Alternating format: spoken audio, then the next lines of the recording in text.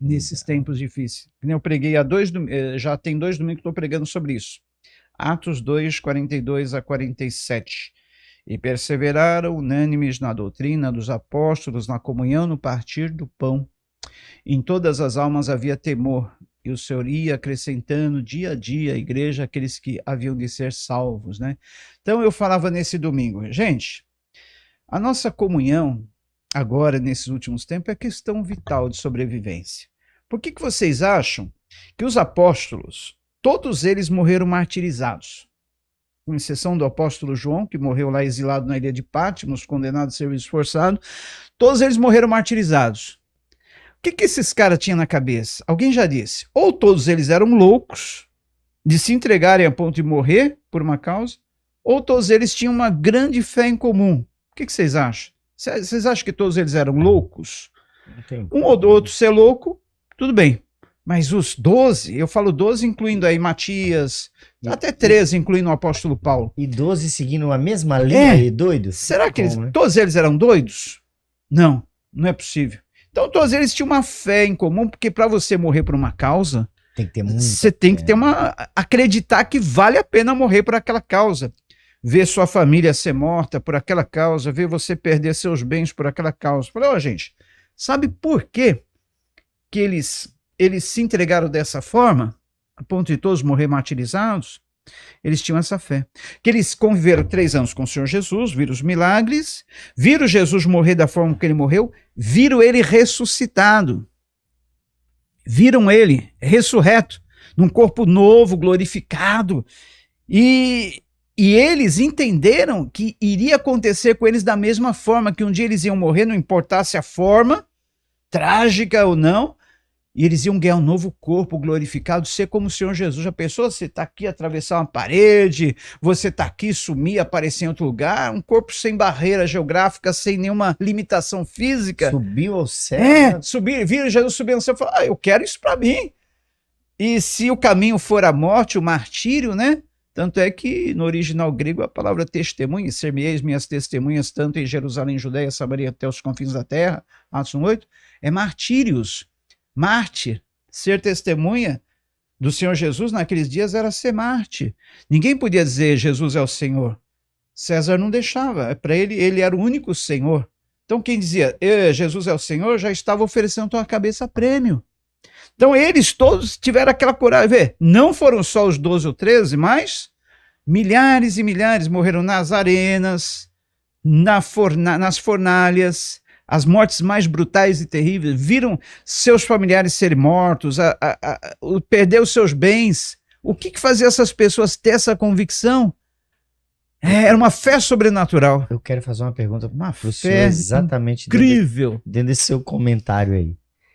O senhor tocou num assunto muito importante, na minha opinião. Eles eram testemunhos ali, entregavam a vida, sacrificar por um propósito, por uma fé, né? Cultuavam em cavernas, se escondiam se entregavam de dos guardas, né? Do governo e aquela coisa toda. Quando chegou a pandemia, eu pensei que a igreja iria encarar. É lógico que eu sempre pensei que a igreja deveria ter todos os cuidados necessários para não proliferar uma doença. Não pode, a igreja tem que ter essa consciência. Vigilância. Mas eu não imaginava que tanta gente iria ser mentoreado, por exemplo, pelo Dória. Dória foi lá, falar o nome dele assim que é melhor. O Dória foi lá e falou, gente, vai ser assim, assim, assado. Eu sei de pessoas que nem procuraram o pastor para falar, pastor, então, como é que vai fazer na igreja? Vai ter culto online? Simplesmente falou assim, não pode ir mais. O calça apertada ditou as regras e todo mundo, olha, todo mundo seguiu. A palavra dele estava acima de tudo. Acima de tudo. Não tinha mais nenhum apóstolo ao nível de não, se for necessário... O calça apertada falou que não. Mas não, a gente está seguindo as normas, orientações, fazia tudo certinho. Não, mas ele disse que não pode. Aí, isso foi uma prova, porque, olha, para provar os cristãos mesmo. Eu disse ainda esse domingo agora, a geração de cristãos atual, agora, desse momento, falando na igreja em geral, no mundo todo, é a pior e mais fraca geração de cristãos de todos os tempos. Aí eu fiz a pergunta, será que se hoje você fosse colocado na parede, vendo seus filhos, sua esposa, sua família aqui, ó, para ser morta, será que você negaria Jesus ou você perseveraria na fé? Pensa com você mesmo. Se diante de uma questão dessa aí de pandemia, né? Muitos já estavam negando Jesus. Eu creio, olha, eu creio que se fosse para... que se fosse o período da tribulação... Não, se fosse para, olha, ou recebe a marca da besta aqui, ou você não vai poder ir e vir. Ou você vai ter que ficar... Tava todo mundo carimbado já. Sem ter o documento. Será que iam resistir? Será que iam resistir? Será? Então, aí eu fiz a seguinte conclusão, olha, o que falta para nós, para essa geração do momento hoje, é Bíblia, doutrina. Por que os apóstolos perseveraram? Eles perseveraram unânimes na doutrina dos apóstolos, na comunhão e no partir do pão. Hoje, o pessoal está mais atrás de reteté, não tem nada contra reteté, sou pentecostal, gosto de movimental, mas o pessoal está muito atrás de reteté, pular, dançar, rodopiar, girar, e a palavra. É a palavra, ó, nesse momento, não é o reteté que vai nos dar força para resistir contra o príncipe das trevas, contra o sistema desse mundo. É a palavra. Se o camarada não tiver firmado uma palavra ali, olha, não vai adiantar nada, ele vai ceder. Na primeira pressãozinha, ele já vai, não, tá aqui minha mão, tá aqui minha testa, pode marcar aí que eu não posso, não posso morrer, não posso ver minha família morrer, não posso ficar sem comprar. Não, tá aqui, olha. Se ele não estiver na palavra, ele vai acabar cedendo. Verdade. Não é assim mesmo? Eu também Você sente isso, né? Eu percebo que tá desse jeito pior. Fraqueza na geração. A geração, como o senhor falou, a geração mais fraca, mais mimizenta. Pessoal do... Jesus falou assim, ó, a gente canta, vocês não dançam. Chora, vocês não choram. O povo tá igual criança gritando nas praças uns com os outros. A geração é os mimizentos, né? A geração do Todinho que fala, como é que é? Nutella, geração Nutella, isso mesmo. Embora estão se falando de um avivamento nos Estados Unidos. Eu gravei até um vídeo hoje. Eles já estão hoje há uma semana, completou hoje uma semana de culto. Um culto que começou numa manhã, numa faculdade, Universidade de Asbury, né? Asbury. E eles começaram fazendo aquele culto que eles sempre faziam, só que em vez de terminar, depois de 2 horas, continuou. 30 jovens permaneceram lá, aquele quebrantamento, aquela contrição, e ficaram. Passaram uma noite, 2, e foi chegando gente de todo quanto é lado, e continua. Pessoal indo para lá. E teve vários pastores brasileiros, que nem o Ademar de Campos foi um que passou por lá. Ele disse que realmente ele ficou até na dúvida, meio incrédulo. Será que eu vou lá? Não vou perder tempo? Ele disse que realmente é uma coisa que é algo palpável, a presença de Deus. E não tem nenhum popstar ali comandando, agora a gente vai fazer isso, agora a gente vai fazer aquilo. Porque o avivamento é assim, né? É quando o homem sai de cena e Deus entra em cena. Né? Derrubados os altares, aí fica só adoração a Deus.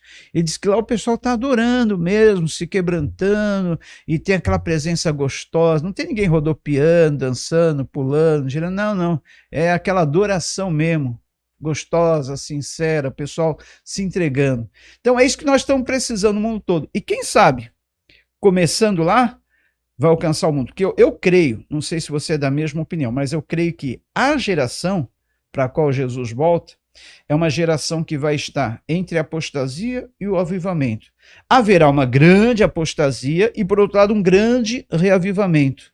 Como na parábola das 10 virgens, né? E a apostasia está vindo aí, né? A apostasia já está aí, né? Dentro das próprias igrejas. Então, haverá a metade que estará apostatando totalmente e a metade que estará num grande reavivamento.